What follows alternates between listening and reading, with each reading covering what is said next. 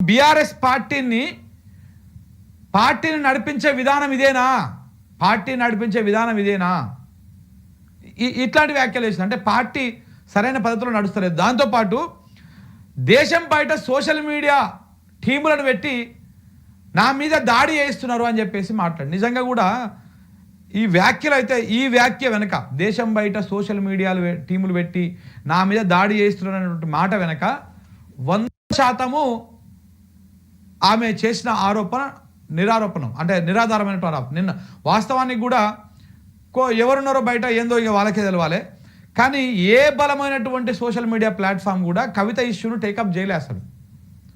అంటే ఇటు మంచి రాయలే ఇటు చెడు రాయలే, వాళ్ళు సైలెంట్గానే ఉన్నారు, వదిలేసిరు.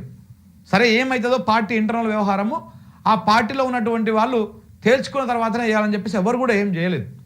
కానీ ఆమె ప్రధానంగా మాట్లాడడం జరిగింది బయట ఉన్న సోషల్ మీడియా ప్లాట్ఫామ్స్ అని చెప్పేసి.